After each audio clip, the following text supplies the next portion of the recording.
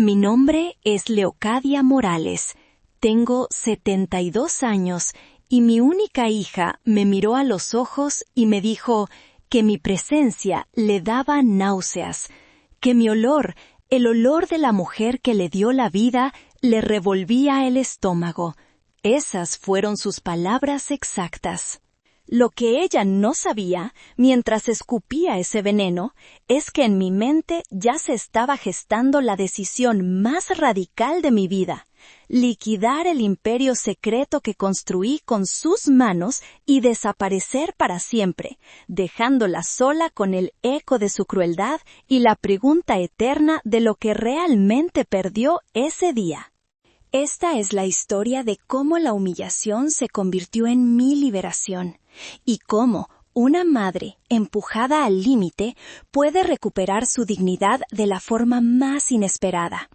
Quédense hasta el final, porque lo que van a escuchar les enseñará que hay palabras que, una vez dichas, queman todos los puentes para siempre. Todo culminó una tarde de martes. Una de esas tardes grises de la Ciudad de México en las que el cielo parece una tapa de plomo. Yo estaba en la cocina, el único lugar de la casa que todavía sentía verdaderamente mío. El aroma a canela y anís de mi té comenzaba a calmar el nudo de ansiedad que se había instalado en mi pecho desde hacía meses. Sostenía la taza de barro entre mis manos, sintiendo su calor familiar, cuando la puerta principal se abrió de un portazo. Era Brígida, mi hija. Con 38 años, había regresado a casa hacía 6 meses, arrastrando 2 maletas, 2 niños y el corazón hecho pedazos por un divorcio que no vio venir. Entró en la cocina como un huracán, arrojando su bolso sobre la mesa con un ruido sordo que hizo temblar mis nervios. Su rostro estaba contraído en una máscara de frustración. Era la expresión que ponía después de cada entrevista de trabajo fallida. «¿Cómo te fue, mija?», pregunté en voz baja, casi un susurro, para no perturbar a la bestia. Ella ni siquiera me miró. Abrió el refrigerador con una violencia innecesaria y lo observó como si su contenido la hubiera ofendido personalmente. «Igual que siempre», espetó. «¿Para qué preguntas si ya sabes la respuesta?» Decidí callar. Había aprendido que el silencio era mi mejor defensa. Me moví lentamente para servir el agua caliente en mi taza, intentando ser invisible. Pero mi mera existencia parecía ser una provocación para ella. «¿Puedes moverte, mamá?», dijo con los dientes apretados. «Necesito usar la cocina. No todo el día es para tus tecitos». «Claro, hija, solo un momento», respondí, haciéndome a un lado. Ella sacó una jarra de agua y se sirvió un vaso con manos temblorosas. Bebió de un trago, con la garganta moviéndose con ansiedad. Y entonces sus ojos se posaron en mí. Unos ojos que una vez me miraron con adoración, ahora llenos de un desprecio tan puro que me heló la sangre. «¡Ay, mamá!», explotó de repente, golpeando el vaso contra la encimera. la verdad es que ya no te soporto». Me quedé quieta, la taza a medio camino de mis labios. El vapor me empañaba la cara. «No soporto cómo caminas, no soporto cómo respiras, no soporto que estés aquí, siempre aquí, mirándome con esa cara de vieja». Hizo una pausa, tomando aire, y luego vino el golpe final, el que lo destrozó todo. Se acercó un paso, su rostro a centímetros del mío, y siseó, cada sílaba cargada de un asco palpable. «Tu olor a vieja me da náuseas, ¿entiendes? ¡Náuseas!». El mundo se detuvo. El zumbido en mis oídos ahogó el tic-tac del reloj de la pared. Náuseas. El olor de mi piel, la misma piel que la acunó, la misma que la limpió y la cuidó, ahora le provocaba ganas de vomitar. No dije nada, no podía, simplemente la miré. Y en ese silencio, en esa mirada vacía, algo dentro de mí, Algo que había estado dormido durante 72 años se despertó. Era mi dignidad. Y estaba furiosa. En ese preciso instante, mientras ella me veía como un estorbo maloliente, yo la vi a ella por lo que era, una extraña. Y decidí que esa extraña no merecía nada de mí, ni mi presencia, ni mi amor, y mucho menos mi herencia. El plan nació completo, frío y perfecto, en el corazón de esa humillación. Parece mentira que hace apenas 6 meses la llamada de esa misma hija me había llenado de un propósito renovado. La encontré al otro lado de la línea con la voz rota por un llanto que apenas la dejaba hablar. «Mamá, me dejó. Rodrigo me dejó por otra más joven. Me quedé sin casa, sin dinero, sin nada». Cada palabra era una puñalada que sentía como propia. Mi Brígida, mi niña, la que siempre había tenido todo, ahora estaba desamparada. «Vente a la casa, mija», le dije sin dudarlo un segundo. «Tú y mis niños, aquí siempre habrá un lugar para ustedes». Y así fue. Llegó una tarde de domingo con los ojos hinchados y 2 niños asustados que se aferraban a sus piernas. Isidro, mi nieto de 13 años, me miraba con una seriedad impropia de su edad, como si intentara descifrar el tamaño del desastre. La pequeña Socorro, de 8, solo buscaba el refugio de mis brazos. Mi casa, silenciosa desde que mi Ricardo se fue al cielo hacía 5 años, de repente volvió a la vida. Las risas de Socorro persiguiendo al gato, las conversaciones serias sobre videojuegos con Isidro, el simple murmullo de la televisión en la sala, todo era un bálsamo para mi soledad. Las primeras semanas fueron un sueño frágil. Brígida parecía agradecida, casi humilde. «No sé qué habría hecho sin ti, mamá», me decía mientras me ayudaba a poner la mesa. «Eres mi salvavidas». Cocinaba mis platillos favoritos, mantenía la casa impecable. Por un momento creí que la adversidad la había hecho madurar, que había recuperado a la hija cariñosa que recordaba de su infancia. Me sentí útil, necesaria, la matriarca de una familia que me necesitaba. ¡Qué ilusa fui! La primera grieta en esa fachada apareció a las 3 semanas. Estábamos en la sala, viendo una telenovela. Yo me estaba limando una uña que se me había roto. Brígida arrugó la nariz. «Mamá, ¿podrías hacer eso en tu cuarto? El ruidito me desespera». Me sorprendió, pero lo atribuí al estrés. «Claro, hija», respondí, y me retiré a mi habitación sintiéndome como una niña regañada. Pocos días después, el comentario fue más directo. «Oye, mamá, ¿podrías ducharte más seguido? Es que a veces la casa huele un poco a encerrado».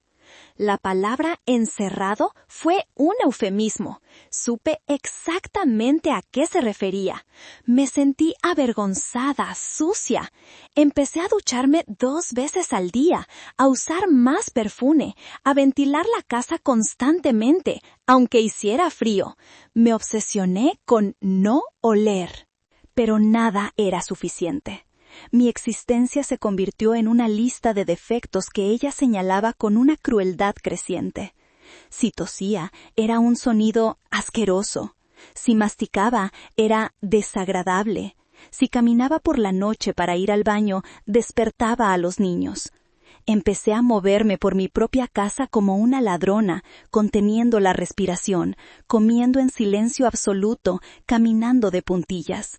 Me estaba convirtiendo en un fantasma, no por la soledad, sino por el desprecio de mi propia hija. El dolor se hizo insoportable, pero lo que realmente me rompió fue descubrir que no era solo cosa del estrés del momento, era algo más profundo, más arraigado.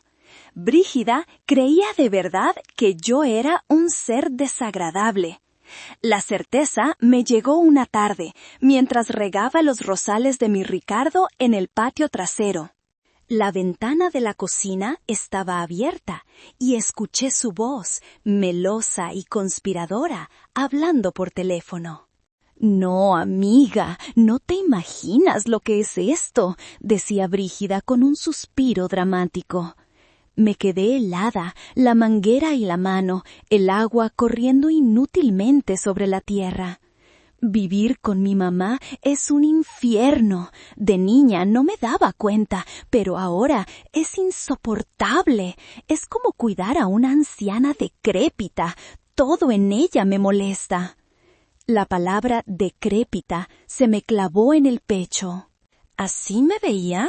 ¿Como una ruina andante? Continuó, su voz bajando a un susurro venenoso. Huele raro, hace ruidos asquerosos, y lo peor es que me veo en ella. Veo mi propio fracaso. Verla me recuerda que me estoy haciendo vieja y no tengo nada. Ahí estaba.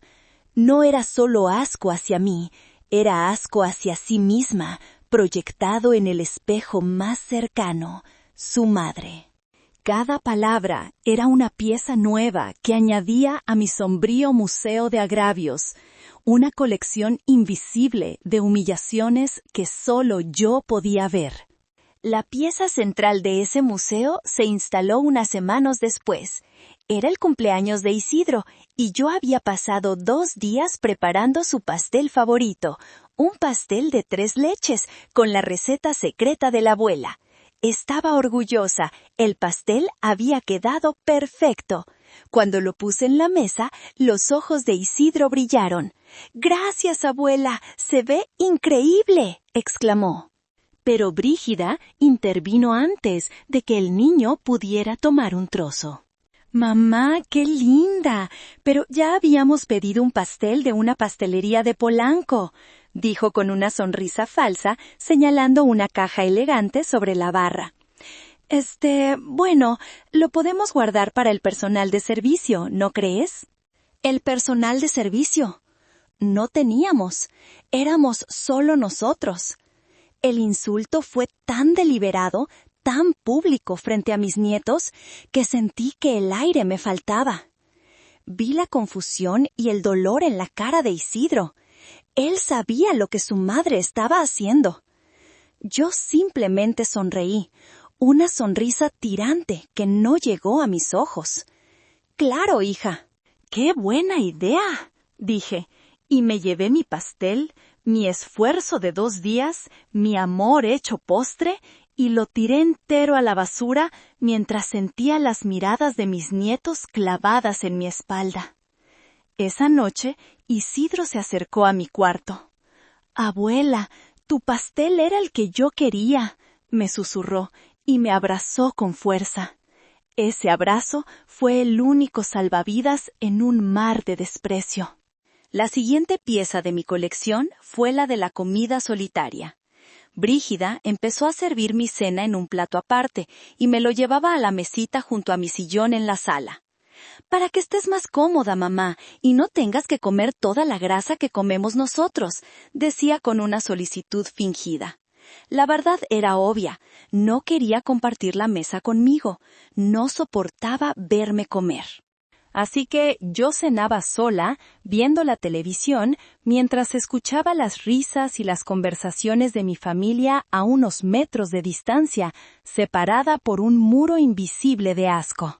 Y luego vino el aislamiento, la pieza más cruel de todas. Mis nietos eran mi única alegría. Socorro amaba que le leyera cuentos, e Isidro, mi Isidro, tenía una fascinación secreta por el negocio familiar. A veces se escapaba a la cocina y me preguntaba cosas. «Abuela, ¿es verdad que el abuelo inventó la receta de las conchas de vainilla? ¿Cómo sabes cuando el pan ya está listo?» Brígida parecía tener un radar para esos momentos. Siempre aparecía con una excusa. «Isidro, deja a tu abuela en paz, necesita descansar». O «Socorro, ven acá, no molestes a la abuela que está cansada». Me estaba convirtiendo en una extraña para ellos, una figura frágil y lejana a la que no debían acercarse. Me estaba robando lo único que me quedaba.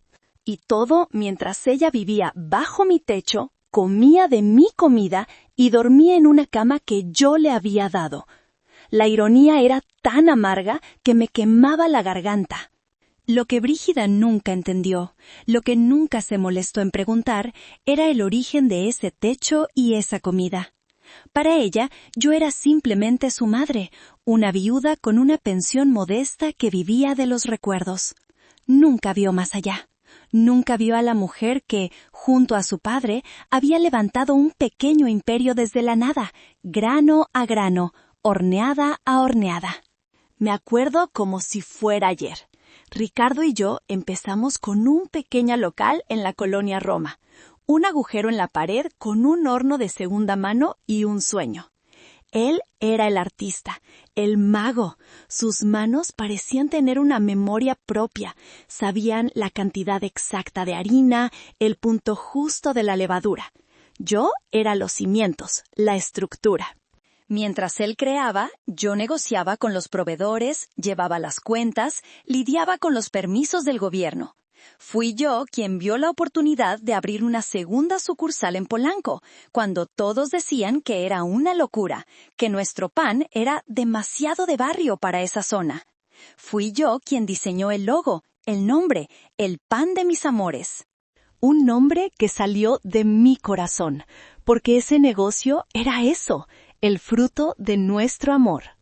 Cuando Ricardo murió, todos, incluida Brígida, asumieron que el negocio moriría con él. «¿Qué vas a hacer ahora, mamá?», me preguntó con una lástima que no pedí. «Supongo que venderás el localito, ¿no? Para que no te dé problemas».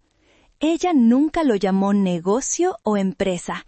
Siempre fue el localito, como si fuera un hobby, un puesto de mercado. No la corregí. Dejé que pensara lo que quisiera. Y mientras ella se casaba con su Rodrigo, un licenciado que trabajaba en un corporativo y que siempre miró nuestro trabajo por encima del hombro, yo me arremangué. Contraté a un joven y talentoso maestro panadero que había sido aprendiz de Ricardo. Modernicé los sistemas de contabilidad y vi una tercera oportunidad en Coyoacán. En silencio, mientras mi hija publicaba fotos de sus viajes a Europa en redes sociales, yo firmaba contratos, supervisaba remodelaciones y negociaba con cadenas de cafeterías. El pan de mis amores no solo sobrevivió, sino que floreció. Se convirtió en una pequeña cadena de 3 panaderías boutique, famosas por su calidad artesanal. Un negocio sólido, rentable, que generaba empleos para más de 30 familias. Un imperio modesto, sí, pero un imperio al fin y al cabo. Un patrimonio que, en el mercado actual, valía una pequeña fortuna. Brígida no sabía nada. Para ella, yo seguía siendo la viejita que olía a levadura y que vivía en una casa vieja. Nunca preguntó cómo pagaba mis cuentas, cómo mantenía la casa, cómo me daba el lujo de vez en cuando de comprarle regalos caros a mis nietos. Daba por sentado que todo era producto de la pensión de su padre y de una vida de ahorros de viejita. Su ignorancia era tan profunda como su arrogancia. Despreciaba el origen de la misma seguridad que, irónicamente, ahora venía a buscar. Y ese desprecio, esa ceguera voluntaria, sería su perdición. No tenía idea del poder que ostentaba la vieja decrépita que vivía en el cuarto del fondo, pero estaba a punto de descubrirlo. Esa noche, la del insulto final, no pude dormir. Las palabras de Brígida, «tu olor a vieja me da náuseas», rebotaban en las paredes de mi cráneo como balas perdidas. A las 2 de la mañana me levanté. La casa estaba en silencio, un silencio pesado, lleno de palabras no dichas y resentimientos enquistados. Caminé descalza por el pasillo frío hasta el pequeño despacho donde Ricardo guardaba sus cosas. Era mi santuario. Encendí la pequeña lámpara de escritorio, cuya luz ambarina iluminó el rostro sonriente de mi esposo en una fotografía enmarcada en plata. Lo miré fijamente, como si esperara una respuesta, una guía. «Mira lo que hemos creado, Ricardo», le susurré al retrato. «Mira en lo que se ha convertido nuestra niña». Abrí el cajón inferior del escritorio de caoba, el que siempre estaba cerrado con llave. Dentro, en una vieja caja de metal, estaba la verdadera historia de nuestra vida. No eran álbumes de fotos, sino carpetas. Títulos de propiedad, actas constitutivas, estados de cuenta bancarios. Saqué los documentos de las 3 panaderías y el de la casa. Los extendí sobre el escritorio bajo la luz de la lámpara. Hice un cálculo rápido en una libreta, uno que ya sabía de memoria. Las propiedades, el valor de la marca, los ahorros. La cifra era clara, sólida, innegable. $1,500,000, 30 millones de pesos. Una vida de trabajo, de sacrificios silenciosos, resumida en un número. La herencia de Brígida. Y entonces recordé algo. Una conversación de hacía muchos años, cuando Brígida era una adolescente rebelde. Había hecho una trastada, algo grave, y yo quería ponerle un castigo ejemplar. Pero Ricardo, con su corazón blando, la había defendido. «Déjala, Leocadia, es solo una niña, ya aprenderá». Yo había cedido, había guardado silencio. Y luego, esa misma noche, Ricardo me había abrazado y me había dicho al oído: «Eres una santa, mi amor. Pero prométeme algo, siempre, siempre guarda algo solo para ti, un pequeño secreto, por si acaso los hijos no agradecen». Miré de nuevo la foto. «Tenías razón, mi viejo», dije en voz alta, el sonido ronco en la quietud de la noche. Mi silencio fue mi error, un error que no cometeré 2 veces. En ese momento, el dolor se transformó en una claridad helada. Ya no era una madre herida, era una estratega. Brígida no solo me había insultado a mí, había insultado nuestro legado, el sudor de Ricardo, mis noches sin dormir, todo lo que habíamos construido. Había escupido sobre el pan que le dio de comer, y por eso no merecía ni una migaja. El plan que había nacido del shock en la cocina ahora se solidificaba, se llenaba de detalles. No sería una confrontación, no habría gritos ni reproches. Eso era lo que ella esperaría. No, sería algo silencioso, metódico, invisible. Desaparecería, pero no como una víctima. Desaparecería como una reina que abdica y se lleva el tesoro consigo. Tomé una hoja de papel y empecé a escribir una lista. Llamar al licenciado Méndez. Contactar a un broker de negocios discreto. Venta rápida. Aceptar ofertas por debajo del mercado si es necesario. Liquidar cuentas bancarias. Pasaporte y boletos de avión. Despedida de los niños. Cada punto que escribía era un paso que me alejaba de la humillación y me acercaba a la libertad.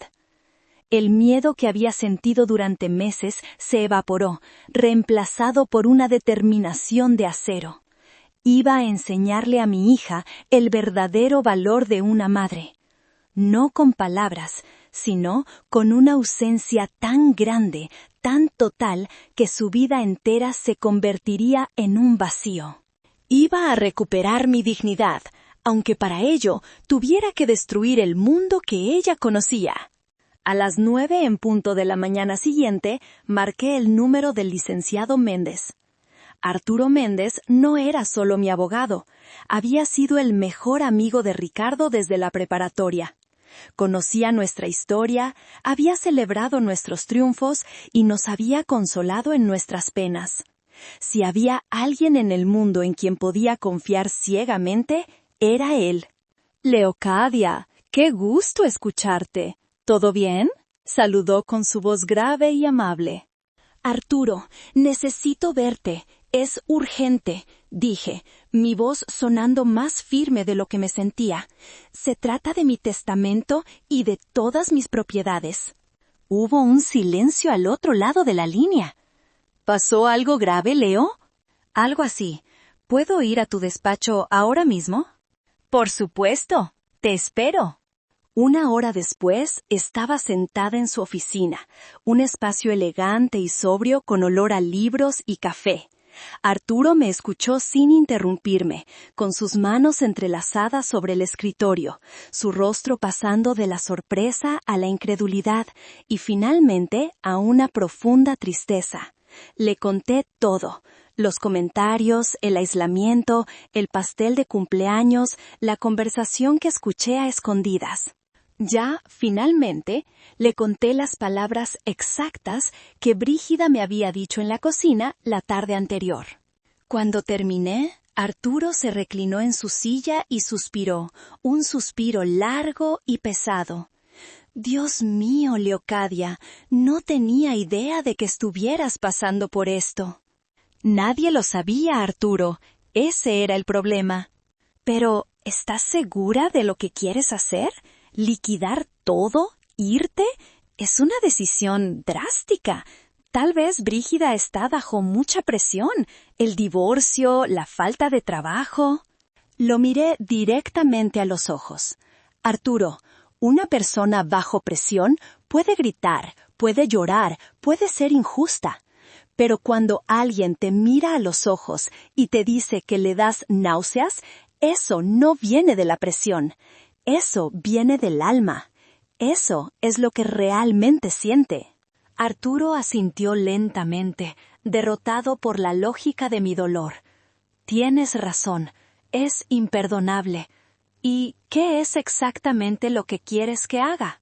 Le expuse mi plan con la misma claridad metódica con la que lo había escrito en la madrugada. Quiero liquidar absolutamente todo. La casa, las 3 panaderías. Quiero el dinero en una forma que pueda llevar conmigo. Y después, quiero desaparecer. Él se quedó en silencio, procesando la magnitud de mi petición. ¿Y a dónde piensas ir? A un lugar donde ser una mujer de 72 años no sea una enfermedad. Un lugar donde pueda respirar sin que mi aliento ofenda a nadie. Pensé en Madrid. Es un plan audaz, admitió. Y arriesgado. Brígida podría intentar impugnar las ventas, alegar que no estabas en tu sano juicio, coacción. Por eso vine contigo, lo interrumpí. Necesito que esto sea blindado, Arturo, legalmente inexpugnable. Quiero que cada papel, cada firma sea perfecta. Arturo se levantó y caminó hacia la ventana, mirando el ajetreo del Paseo de la Reforma. Se quedó allí un largo rato, de espaldas a mí. Finalmente se giró. En su rostro ya no había duda, solo la lealtad de un viejo amigo. «Muy bien, Leocadia, lo haremos», dijo con una nueva determinación, pero con mis condiciones. Primero, mañana a primera hora te verá un psiquiatra amigo mío para una evaluación de aptitud. Necesitamos un documento oficial que certifique que estás en pleno uso de tus facultades mentales. Segundo, contactaré a un broker de negocios, no a un agente inmobiliario. Alguien especializado en ventas rápidas y discretas de empresas. Le diremos que es una venta de remate por una emergencia de salud. Aceptaremos un precio ligeramente por debajo del mercado para asegurar que se cierre en menos de 15 días. Y tercero, hizo una pausa y su voz se suavizó. Prométeme que lo pensarás una última vez antes de firmar el último papel. Asentí. Lo pensaré, Arturo, pero no cambiaré de opinión. Él sonrió con tristeza. Lo sé, conozco esa mirada. Es la misma que ponías cuando decidiste abrir la sucursal de Polanco y Ricardo te decía que estabas loca. Se acercó y puso una mano sobre mi hombro. Prepárate, Leo. Las próximas 2 semanas serán un torbellino. Y así fue. El torbellino comenzó al día siguiente. Mientras Brígida salía a otra entrevista de trabajo, quejándose del tráfico y de su mala suerte, yo me dirigía al consultorio del doctor Valdés, el psiquiatra que Arturo había recomendado. Fue una conversación extraña. Le hablé de mi vida, de mi negocio, de mi viudez. No entré en los detalles más dolorosos de la humillación. Solo le dije que deseaba un cambio radical de vida en mi jubilación. El doctor fue amable, profesional. Al final, me entregó un informe sellado que certificaba mi perfecta salud mental y mi capacidad para tomar decisiones. Era mi primer escudo. Arturo fue increíblemente eficiente. El broker que contactó, un hombre llamado Señor Cifuentes, era la personificación de la discreción y la rapidez. Entendió la narrativa de la emergencia de salud sin hacer preguntas incómodas.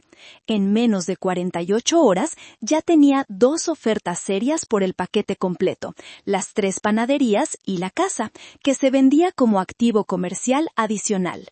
La idea de venderlo todo junto fue de Arturo, para evitar que Brígida pudiera quedarse en la casa mientras se vendían los negocios. Tenía que ser un corte limpio. Las siguientes 2 semanas viví una doble vida surrealista.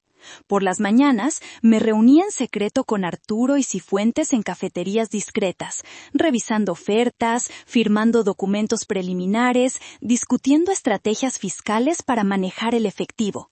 Hablábamos de millones de pesos, de transferencias, de logística compleja.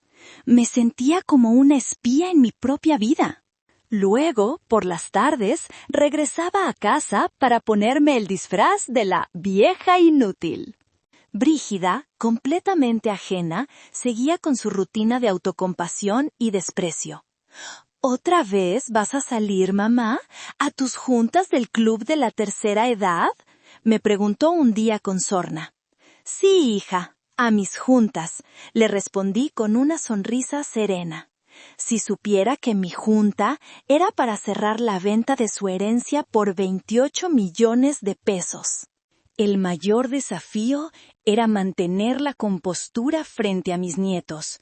Socorro, en su inocencia, no notaba nada, pero Isidro era diferente. Era un chico observador, sensible. A menudo lo encontraba mirándome con una expresión de preocupación en su rostro. Una tarde, mientras Brígida no estaba, lo llamé a la cocina con el pretexto de que me ayudara a guardar unas compras. El olor a pan recién horneado de la sucursal cercana se colaba por la ventana. «Abuela», me dijo en voz baja, «¿estás bien? Te noto rara». Mi corazón dio un vuelco. Me arrodillé a su altura, aunque mis rodillas protestaron. Tomé sus manos, que ya eran casi tan grandes como las mías. «Estoy bien, mi amor, solo un poco cansada». Mentí, pero quiero decirte algo importante. Saqué de mi bolsillo un pequeño sobre. Dentro había un fajo de billetes y una pequeña medalla de oro de San Pancracio, el santo del pan y el trabajo, que había pertenecido a su abuelo. «Esto es para ti», le dije, «y esto otro es para tu hermana. Guárdalo bien, es un regalo de la abuela. Y quiero que sepas, pase lo que pase, que te amo más que a nada en este mundo. Tú y Socorro son lo mejor que me ha pasado en la vida». Isidro me miró, sus ojos llenos de una confusión que me rompió el alma. «¿Pase lo que pase? ¿Te vas a ir a algún lado?» «Puede que la abuela tenga que hacer un viaje muy, muy largo pronto», dije, luchando por mantener la voz firme. «Pero siempre te llevaré aquí», añadí, tocando mi corazón. Él me abrazó con una fuerza desesperada. «No te vayas, abue, por favor». Ese abrazo casi me hizo flaquear. Por un instante dudé. Pensé en mis nietos, en el dolor que mi partida les causaría. Pero luego recordé la mirada de asco de su madre, y supe que quedarme significaba permitir que ellos crecieran viendo a su abuela ser humillada día tras día. ¿Qué clase de lección sería esa? Mi partida, aunque dolorosa, les enseñaría algo más importante: el respeto a la dignidad de una persona. El día de la firma final llegó. Nos reunimos en una notaría. Estaban los compradores, un consorcio de inversionistas, el señor Cifuentes, y Arturo, a mi lado, como una roca. Leí los contratos, cada cláusula. Cuando llegó el momento de firmar, miré a Arturo. Él asintió levemente, recordándome mi promesa. Lo pensé. Pensé en la casa llena de recuerdos, en el aroma de las panaderías, en la risa de mis nietos. Y luego pensé en la palabra náuseas. Tomé la pluma. Mi mano no tembló. Firmé mi libertad. El día D, como lo había bautizado Arturo, fue un miércoles. Brígida, milagrosamente, había conseguido un trabajo. Un puesto de nivel bajo en una oficina contable, algo muy por debajo de las aspiraciones que tenía cuando estaba casada con Rodrigo, pero era un trabajo al fin. Se fue temprano, después de dejar a los niños en la escuela, no sin antes lanzarme una última orden. «Mamá, por favor, lava los trastes del desayuno. No quiero encontrar la cocina hecha un asco cuando vuelva». Asentí dócilmente. «Claro que sí, hija, que te vaya muy bien en tu primer día». Ella ni siquiera respondió. En cuanto el sonido de su coche se perdió en la distancia, me moví con una rapidez que no había sentido en años. La transferencia del dinero se había confirmado la noche anterior. Arturo me había ayudado a estructurarlo todo.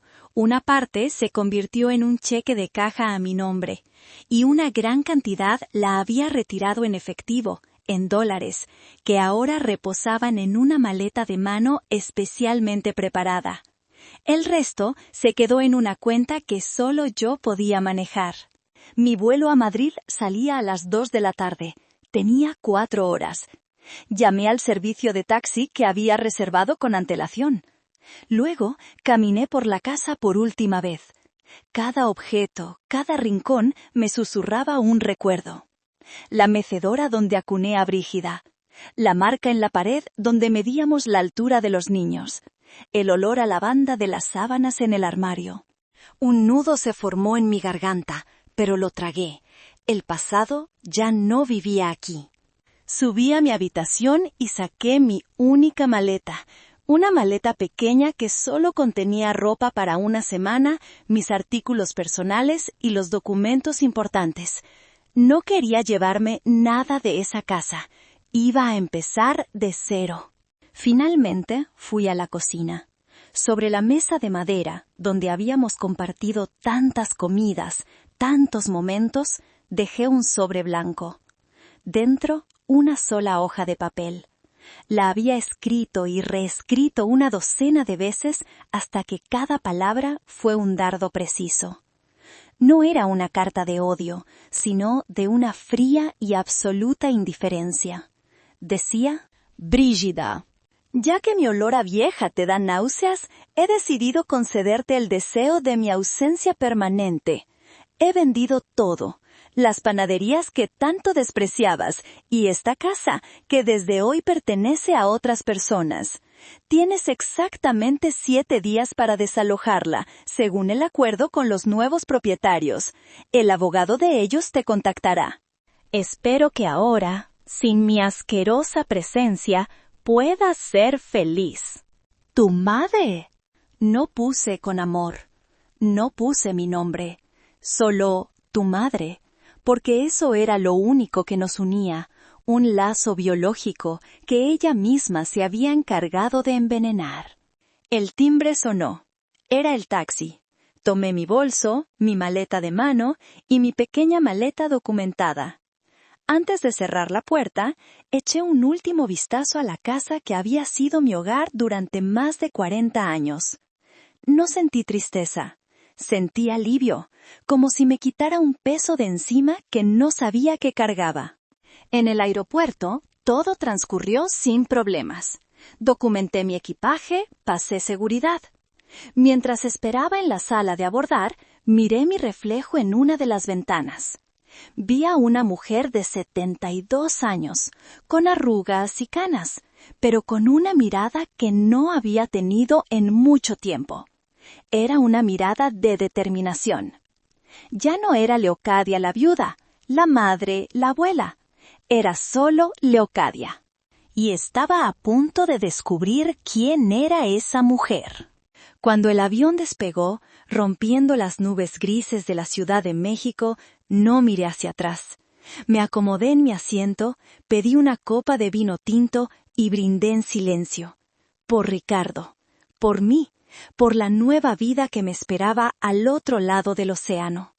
Por primera vez en meses respiré hondo, y el aire que llenó mis pulmones fue el aire de la libertad.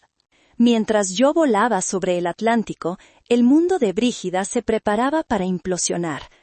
Según me contó mi hermana Eulalia semanas después, mi hija regresó a casa esa noche agotada, pero con un aire de superioridad. Su primer día de trabajo, aunque humilde, le había dado una pequeña dosis de la independencia que anhelaba. Entró, esperando encontrarme en mi sillón, lista para recibir sus quejas sobre su jefe o sus compañeras. Pero la casa estaba en un silencio sepulcral. Lo primero que notó fue que la televisión de la sala, una pantalla plana enorme que Rodrigo le había regalado y que ella había traído consigo, no estaba. En su lugar había un espacio vacío en la pared. Extrañada, fue a la cocina. Vio el sobre blanco sobre la mesa. Su nombre, Brígida, escrito con mi caligrafía. Abrió la carta con displicencia, probablemente pensando que era una de mis notas recordándole alguna cita médica. Eulalia me dijo que, más tarde, Brígida le confesó que tuvo que leerla 3 veces. La primera no entendió. Las palabras «vendí todo», «nuevos propietarios», «desalojarla» no tenían sentido en su cerebro. La segunda vez sintió un escalofrío. La tercera, el pánico puro y absoluto se apoderó de ella. Corrió por la casa como una loca, abriendo armarios, cajones. Faltaban algunas cosas más, objetos de valor que había traído de su antigua vida. Pero la mayoría de mis cosas seguían allí, mi ropa, mis libros. Era una escena confusa, surrealista. Su primer pensamiento no fue de preocupación por mí, sino de ira. «¿Cómo se atreve esta vieja a vender mis cosas?», gritaba sola en la casa vacía. Su siguiente llamada fue a mí. Mi celular, por supuesto, ya estaba desconectado, en el fondo de un bote de basura del aeropuerto. Al no poder contactarme, su pánico se convirtió en furia. Y en su furia hizo lo que siempre hacía. Llamó a su tía Eulalia para quejarse. Eulalia, mi hermana menor, era la única persona en el mundo que conocía el alcance real de mi imperio secreto. La había hecho mi confidente y le había dado instrucciones precisas de lo que debía hacer cuando llegara esta llamada. «¡Tía! ¡Tía! ¡Tienes que ayudarme!», gritó Brígida en el teléfono, al borde de la histeria. «Mi mamá se ha vuelto completamente loca. Dejó una nota diciendo que vendió todo y se fue». Mi hermana, al otro lado de la línea, mantuvo una calma gélida. «¿Vendió todo? ¿A qué te refieres con todo, Brígida?» «No sé, la casa dice, y se llevó mi televisión. Esa vieja no tenía derecho. Esta casa también es mía, es la casa de la familia». «Ahí te equivocas, sobrina», respondió Eulalia, su voz cortante como el hielo. «Esa casa estaba únicamente a nombre de tu madre. Legalmente, ella podía hacer con ella lo que quisiera». Pero es una vieja senil. Seguro alguien la engañó. Tenemos que anularlo todo. Ella no tenía nada que vender de todas formas. Apenas si le alcanzaba la pensión». Y entonces Eulalia dejó caer la bomba que yo había preparado y que ella detonó con una precisión devastadora. «¿Que no tenía nada?», dijo mi hermana, y me imagino que hizo una pausa dramática, saboreando el momento. Brígida, ¿alguna vez en tu vida te detuviste a pensar de dónde salía el dinero? ¿Alguna vez le preguntaste a tu madre por su trabajo, por el negocio que construyó con tu padre? ¿Qué negocio? ¿El localito ese de pan?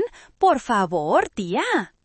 El localito, como tú lo llamas, no es uno, son tres. Tres de las panaderías más exitosas y queridas de esta ciudad. La del centro, la de Polanco y la de Coyoacán. Todas eran de tu madre. La casa en la que estás parada era de tu madre. Los ahorros que ella tenía en el banco eran suyos. Tu madre, esa vieja senil a la que humillaste hasta el cansancio, era una mujer millonaria. Hubo un silencio absoluto. Brígida no podía procesarlo. Era una verdad demasiado grande, demasiado increíble. «Estás mintiendo», susurró. «No, no miento», continuó Eulalia, implacable. «Y como sé que para ti los números son lo único que importa, te lo pondré en tu idioma. Acabas de perder una herencia, Brígida, una herencia de más de 30 millones de pesos. La perdiste el día que decidiste que tu madre era un estorbo. La perdiste por tu crueldad». Eulalia me contó que después de eso solo escuchó un ruido sordo. Brígida se había desmayado. El teléfono había caído al suelo. La verdad, finalmente, la había noqueado. Cuando Brígida despertó, estaba sola en el suelo de la cocina, con el teléfono descolgado emitiendo un pitido monótono. La dura realidad la golpeó con la fuerza de un tren de carga. No era una pesadilla, era su nueva vida. Una vida en la que no solo había perdido a su madre, sino una fortuna que ni en sus sueños más salvajes había imaginado. Los días que siguieron fueron un descenso caótico al infierno que ella misma había creado. Lo primero fue la visita de un abogado de aspecto impecable representando a la sociedad de inversión que había comprado mis propiedades. Con una cortesía géliva, le entregó una notificación formal. Tenía 7 días naturales para desalojar la propiedad. Cualquier intento de permanecer sería respondido con acciones legales. Brígida, en un arranque de desesperación, contrató a su propio abogado, un tipo recomendado por su exesposo. Intentaron de todo. Alegaron enajenación mental, venta bajo coacción, fraude. Pero Arturo había hecho un trabajo impecable. Cada documento estaba en orden. El informe psiquiátrico del doctor Valdés era irrefutable. La venta era legal, blindada y definitiva. No había nada que hacer. El verdadero tormento para ella, sin embargo, no fue legal, sino social y familiar. Empezó a llamar a todos los parientes, a los amigos de la familia, contando una versión victimista de la historia. «Mi pobre mamá, tan viejita, seguro la secuestraron o la engañaron para robarle todo», lloriqueaba. Al principio, algunos le creyeron. Un par de tías lejanas incluso me llamaron madre desnaturalizada en conversaciones con Eulalia. Eran sus monos voladores, haciendo el trabajo sucio por ella. Pero mi hermana se encargó de desmantelar su teatro. A cada persona que llamaba, Eulalia le contaba la verdad, con una calma brutal. ¿Sabías que Brígida le dijo a su madre que le daba náuseas? ¿Sabías que la trataba como a una sirvienta en su propia casa? La historia de la fortuna perdida era la parte jugosa, pero la historia de la humillación era la que realmente calaba en la gente. Poco a poco, el apoyo a Brígida se desvaneció, reemplazado por un silencio incómodo o, peor aún, por una abierta desaprobación. La peor parte fue tener que explicarles la situación a sus hijos. A Socorro le inventó que la abuela se había ido a un viaje muy largo y que tenían que mudarse a una casa más divertida. Pero Isidro era demasiado inteligente para eso. Él había visto el trato, había escuchado los comentarios. Una noche la confrontó. «¿Es por mí que se fue la abuela?», le preguntó. con los ojos llenos de una culpa que no le correspondía. ¿Es porque no la defendí de ti? Brígida, por primera vez, no tuvo una respuesta fácil. El ver el dolor en los ojos de su hijo, un dolor que ella había causado directamente, fue quizás el primer atisbo de un arrepentimiento genuino que no tenía que ver con el dinero. Pero era demasiado tarde. El daño ya estaba hecho. El día de la mudanza fue humillante. Tuvieron que empacar sus vidas en cajas, bajo la mirada vigilante de un representante de los nuevos dueños. Se mudaron a un pequeño apartamento de 2 recámaras en una colonia mucho menos prestigiosa, un lugar que apenas podían pagar con el nuevo sueldo de Brígida. Su vida se convirtió en un ciclo agotador. Trabajar todo el día en una oficina que odiaba, llegar a casa para enfrentarse a las preguntas tristes de sus hijos y pasar las noches en vela, obsesionada con 2 pensamientos que la torturaban: la inmensidad de la fortuna que había perdido y la crueldad de las palabras que la habían llevado a perderla. Su arrepentimiento, en esos primeros meses, era una mezcla tóxica de codicia y culpa. Se lamentaba por el dinero, sí, pero empezaba a lamentarse también por la madre cuya presencia ahora extrañaba con una intensidad que la asfixiaba. La casa silenciosa ya no era un alivio, era una condena. Mientras la vida de Brígida se desmoronaba en México, la mía renacía en Madrid. La ciudad me acogió con sus cielos azules y su bullicio elegante. Encontré un apartamento precioso en el barrio de Salamanca, con un balcón lleno de geranios desde donde podía ver el ir y venir de la gente. Me inscribí en clases de Historia del Arte en el Museo del Prado. Hice amistades con otras mujeres de mi edad, viudas y jubiladas como yo, con las que compartía cafés, paseos por el Retiro y alguna que otra copa de vino. Por primera vez en años me sentía interesante. La gente me preguntaba por mi vida, por mis opiniones, no por mis achaques. Nadie me miraba con lástima o con asco. Era simplemente Leocadia, una mexicana con una historia que contar. Pero la sombra de México me alcanzaba cada semana, a través de las llamadas de Eulalia. Mi hermana era mi único vínculo con mi antigua vida, y sus informes eran un recordatorio constante de las consecuencias de mis actos. «Las cosas no van bien, Leo», me dijo en una de esas llamadas, su voz teñida de preocupación. «Brígida tuvo que sacar a los niños del colegio privado. Ya no puede pagarlo. Ahora van a una escuela pública cerca de su apartamento». Sentí una punzada de dolor por mis nietos. Ellos no tenían la culpa de nada. «¿Y cómo están ellos?», pregunté, el corazón en un puño. «Mal. Socorro se ha vuelto muy introvertida. Isidro está peor. Está muy enojado, sobre todo con Brígida. Apenas le habla. El otro día lo escuché gritándole: «¡Todo esto es tu culpa! ¡Tú corriste a la abuela!». Cada informe era una nueva capa de miseria. Brígida tuvo que tomar un segundo trabajo los fines de semana, limpiando oficinas, para poder llevar a fin de mes. Estaba exhausta, demacrada. Las fotos que Eulalia me enviaba a escondidas mostraban a una mujer que no reconocía, jerosa, con la mirada perdida, envejecida 10 años en apenas 6 meses. La arrogancia había desaparecido, reemplazada por una desesperación palpable. A pesar de todo, una parte de mí, la parte más herida, sentía una fría satisfacción. Era la justicia poética. Ella, que despreciaba el trabajo manual que había construido nuestra fortuna, ahora tenía que fregar suelos para sobrevivir. Pero esa satisfacción siempre se veía empañada por la tristeza de mis nietos.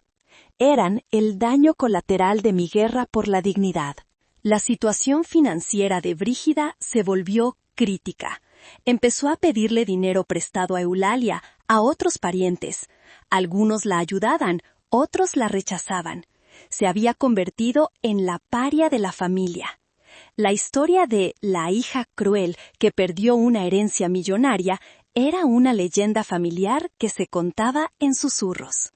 Una noche, Eulalia me llamó llorando. Brígida vino a verme. Se arrodilló, Leo. Literalmente se arrodilló en mi sala y me suplicó que le dijera dónde estabas. Dijo que no le importaba el dinero, que solo quería pedirte perdón. ¿Y tú le crees, Lali?, le pregunté, escéptica. No lo sé, admitió mi hermana. Se veía rota. Dijo algo que me dejó helada. Dijo, extraño hasta su olor, tía. Daría lo que fuera por oler la canela de su té otra vez. Esa confesión me conmovió, pero no lo suficiente. El perdón no era tan fácil. La herida era demasiado profunda. Es demasiado tarde para eso, hermana. Ella eligió sus palabras. Ahora tiene que vivir con ellas. Colgué el teléfono y me serví una copa de vino. Miré la noche madrileña desde mi balcón. Estaba a salvo, en paz, era libre. Pero esa noche, por primera vez, mi libertad tenía un sabor amargo. El precio de mi dignidad lo estaban pagando 2 niños inocentes, y esa era una deuda que no sabía cómo saldar. No tenía idea de que lo peor estaba aún por llegar. El llamado que lo cambió todo llegó un martes por la noche. Estaba volviendo del teatro, tarareando una melodía de una zarzuela, cuando mi teléfono sonó. Era Eulalia. Supe que algo andaba terriblemente mal en el momento en que escuché su voz, un sollozo ahogado, desgarrado por el pánico.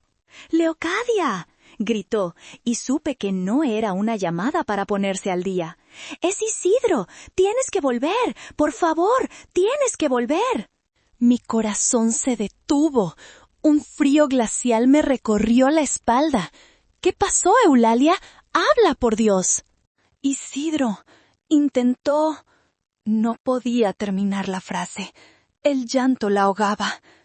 Intentó quitarse la vida, Leo. Se cortó las muñecas. El teléfono se me resbaló de las manos y cayó sobre la alfombra con un ruido sordo. El mundo se inclinó. Las paredes de mi elegante apartamento parecieron cerrarse sobre mí. Mi nieto, mi Isidro, el niño sensible que amaba el olor del pan, el que me había abrazado con tanta fuerza pidiéndome que no me fuera. El aire no me llegaba a los pulmones. Me dejé caer en el sofá, temblando de pies a cabeza. ¿Está vivo?, logré articular, recogiendo el teléfono del suelo. Sí, lo encontraron a tiempo, dijo Eulalia entre sollozos. Brígida lo encontró. Ahora está en el hospital.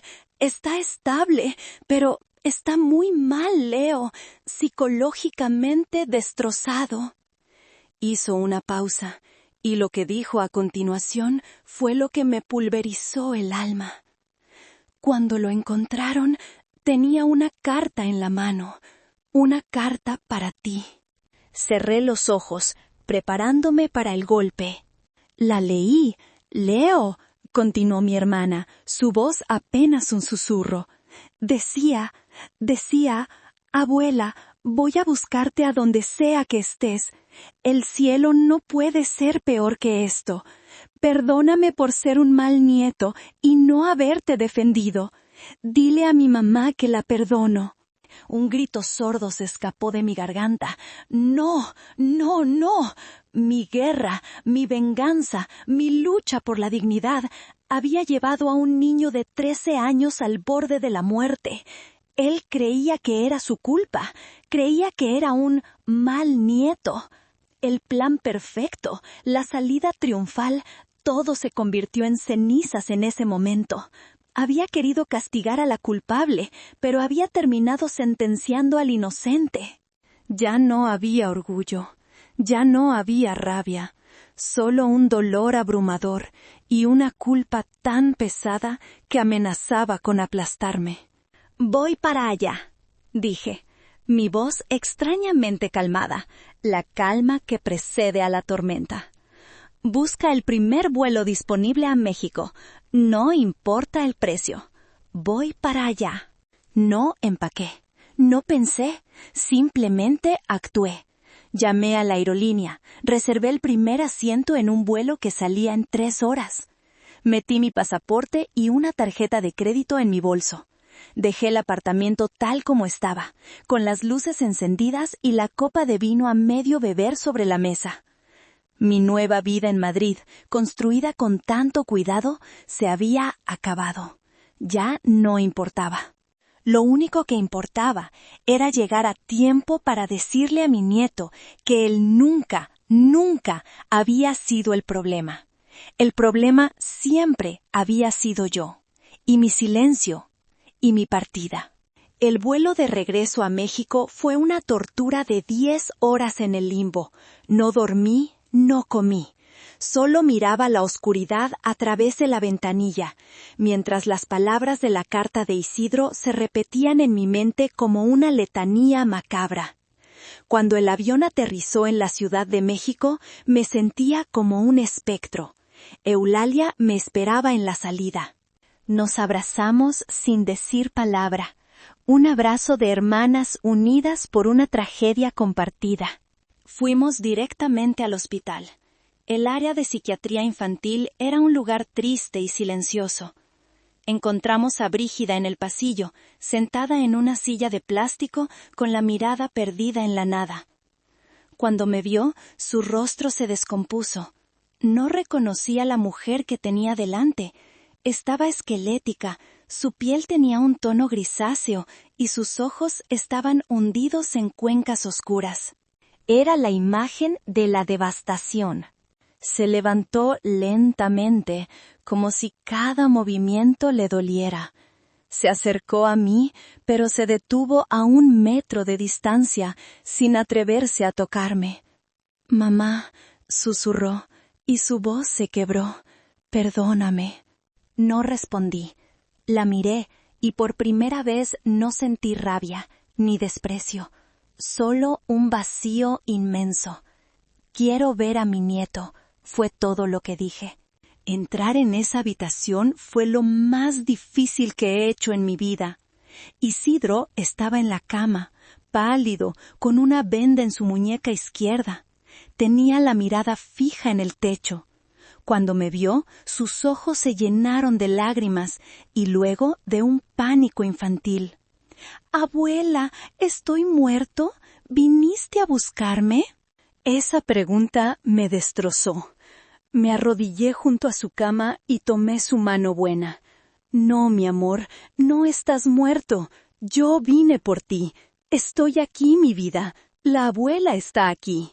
Lloró entonces, un llanto desconsolado, infantil, y yo lloré con él, besando su frente, su cabello, pidiéndole perdón una y otra vez. Perdón por haberlo dejado, perdón por no haber entendido la profundidad de su dolor. Más tarde, esa misma tarde, mientras Eulalia se quedaba con Isidro, Brígida y yo tuvimos la conversación que habíamos evitado durante toda una vida. Fuimos a la cafetería del hospital, un lugar impersonal y ruidoso que parecía apropiado para la crudeza de lo que teníamos que decir. Ella no intentó justificarse. No culpó a su divorcio, ni al estrés. Simplemente asumió su culpa, con una honestidad brutal que nunca le había conocido. «Lo arruiné todo, mamá», dijo, sin poder mirarme a los ojos. «No era el dinero. Bueno, al principio sí, me volví loca por el dinero, pero después solo te extrañaba a ti. Extrañaba la seguridad de saber que estabas ahí. Fui una idiota, una niña malcriada y cruel, y casi mato a mi propio hijo por eso». La escuché en silencio. Cuando terminó, se quedó esperando mi veredicto, mi condena. «No voy a perdonarte, Brígida», le dije con una calma que la sorprendió. «El perdón no funciona así. No es una palabra que se dice y borra el pasado. Pero sí voy a quedarme. Por Isidro, y por socorro. Sus ojos se iluminaron con una chispa de esperanza. Pero con mis condiciones, continué, y por primera vez desde que había vuelto, sentí que recuperaba el control. El poder, silenciosamente, había vuelto a mis manos. Primero, buscaremos un lugar nuevo para vivir, un apartamento decente, cerca de la nueva escuela de los niños. Un lugar neutral, que no sea ni tuyo ni mío. Yo pagaré mi parte de la renta y mis gastos. No voy a vivir de arrimada en ningún sitio. Ella asintió frenéticamente. Lo que tú digas, mamá, lo que sea. Segundo, continué, mirándola fijamente. La mayor parte de mi dinero se queda donde está, en un banco en Madrid. Es mi seguro, es mi garantía, es mi boleto de vuelta si alguna vez, Brígida, alguna vez vuelves a faltarme al respeto. Una palabra, un gesto, una mirada, y me iré de nuevo, y esa vez será para siempre. ¿Entendido? Entendido, mamá, te lo juro. No jures nada, la corté. Demuéstralo. Por primera vez vi en sus ojos algo más que miedo o arrepentimiento. Vi una pizca de respeto. Había dejado de verme como su madre, el colchón suave donde siempre podía caer. Ahora me veía como una igual, una mujer con poder, con límites. La inversión de poder era total. Y en esa triste cafetería de hospital supe que, pasara lo que pasara, nunca más volvería a ser una víctima en mi propia vida. Han pasado 6 meses desde esa conversación. Isidro salió del hospital y está en terapia. Lentamente está recuperando la sonrisa. Socorro está más tranquila ahora que me tiene cerca. Vivimos los 4 en un apartamento luminoso en la colonia Narvarte. Es un lugar neutral, como yo quería, un lugar sin fantasmas. Brígida cumple su parte del trato con una dedicación casi febril. Es respetuosa, considerada, me pregunta por mi día, me incluye en las decisiones. Ha encontrado un mejor trabajo y se esfuerza por ser la madre que sus hijos necesitan. A veces la veo mirándome con una mezcla de gratitud y miedo, como si temiera que yo fuera a desvanecerse si dice la palabra equivocada. Y en cierto modo, tiene razón. Mi boleto a Madrid sigue abierto. Mi cuenta en el Banco Español sigue intacta. La nuestra no es una historia con un final feliz de cuento de hadas. Es una tregua, una reconstrucción frágil sobre cimientos de dolor. El perdón, como le dije a mi hija, no es un interruptor que se enciende. Es una planta que hay que regar todos los días, con paciencia y con acciones. No sé si mi planta volverá a florecer por completo alguna vez. La herida sigue ahí, y hay días en que duele más que otros. Yo he aprendido que la dignidad no tiene precio, pero a veces su reconquista cobra peajes muy altos, peajes que pagan también los inocentes. Y esa es una lección que me acompañará el resto de mi vida. Ahora les pregunto a ustedes, los que han escuchado mi historia, ¿hice lo correcto? ¿Hay palabras como las que me dijo mi hija, que el tiempo nunca puede sanar por completo? ¿Qué habrían hecho ustedes en mi lugar? Gracias por escucharme. Por favor, déjenme saber lo que piensan en los comentarios. Y si aún no lo han hecho, suscríbanse para más historias como esta. Porque cada historia, por dolorosa que sea, nos enseña algo sobre nosotros mismos.